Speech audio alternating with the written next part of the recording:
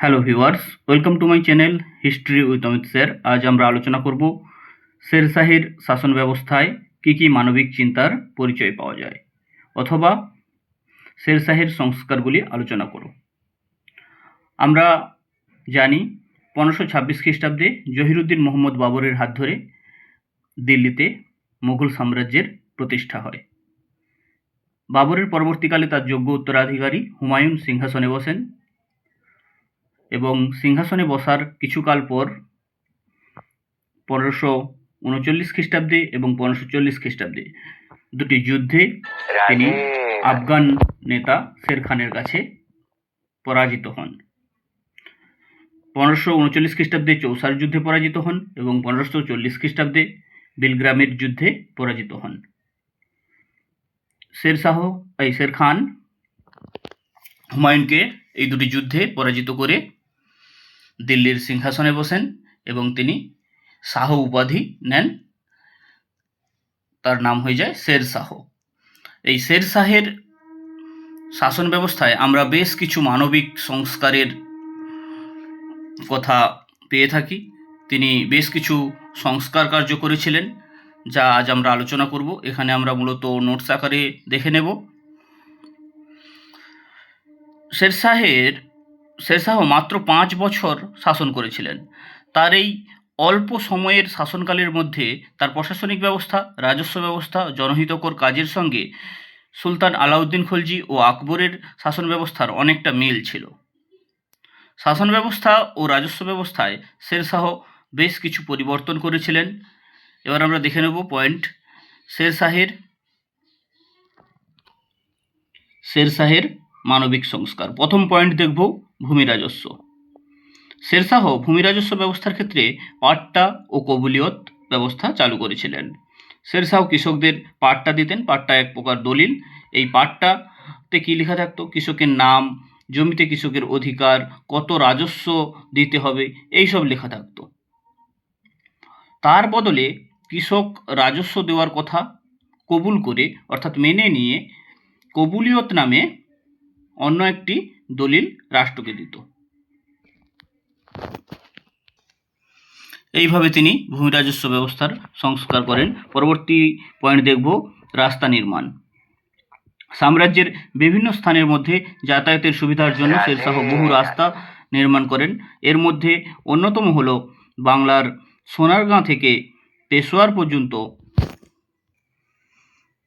পর্যন্ত নির্মিত সড়ক-ই আজম নামে রাস্তাটি, যেটির বর্তমান নাম হচ্ছে গ্র্যান্ড ট্রাঙ্ক রোড।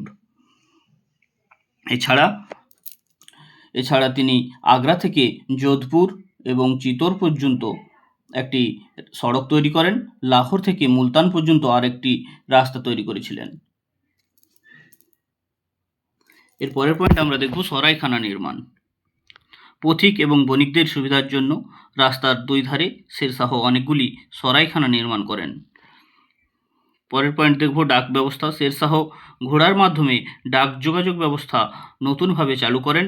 এর ফলে যোগাযোগ ব্যবস্থার উন্নতি ঘটে এবং দাগ ও হুলিয়া, পরের পয়েন্ট দেখব। আমরা জানি যে দাগ ও হুলিয়া ব্যবস্থা আলাউদ্দিন খলজি তিনি তার সেনাবাহিনীতে চালু করেছিলেন, দুর্নীতি বন্ধ করার জন্য। দাগ আমরা জানি ঘোড়ার পিঠে দাগ দিয়ে চিহ্নিতকরণ করে রাখা হতো যুদ্ধের ঘোড়াগুলোকে, এবং হুলিয়া সৈনিকের মুখবিবরণ লিপিবদ্ধ করে রাখা হতো। এই দাগ ও হুলিয়া ব্যবস্থা শের শাহ কিন্তু তার শাসন ব্যবস্থায় চালু করেছিলেন। দাগ ও হুলিয়া সেনাবাহিনীতে দুর্নীতি দূর করার জন্য শের শাহ আলাউদ্দিন খলজির মতো সেনাবাহিনীতে দাগ ও হুলিয়া ব্যবস্থা চালু করেছিলেন। এবার দেখব ধর্মনীতি। ধর্মনীতি। শের শাহ ছিলেন সুন্নি মুসলমান। তিনি ধর্মনিরপেক্ষ নীতি গ্রহণ করে শাসন পরিচালনা করতেন। ব্রহ্মজিৎ গৌড় তার প্রধান সেনাপতি ছিলেন। এবার আমরা রাজস্ব মকুব দেখব। পরের পয়েন্ট, দুর্ভিক্ষ ও প্রাকৃতিক দুর্যোগের ফলে উৎপাদন ব্যাহত হলে রাজস্ব মকুব করার ব্যবস্থা ছিল তার সময়ে। বিচার সংস্কার দেখব। শের শাহের বিচার ব্যবস্থা ছিল নিরপেক্ষ ও কঠোর। সম্রাট স্বয়ং প্রতি বুধবার আপিল মামলার বিচার করতেন। অপরাধীকে শাস্তিস্বরূপ বেত্রাঘাত, অঙ্গচ্ছেদ, এমনকি প্রাণদণ্ডও দেওয়া হতো। এবার আমরা উপসংহার দেখে নেব। শেরশাহ জন্মসূত্রে অভিজাত না হলেও মাত্র 5 বছরের রাজত্বকালে তিনি উন্নত শাসন কাঠামো রচনা করেন। এ প্রসঙ্গে ঐতিহাসিক ভিনসেন্ট স্মিথ বলেছেন যে শেরশাহ যদি আরও কয়েক বছর জীবিত থাকতেন তাহলে ভারতের ইতিহাসে হয়তো মহান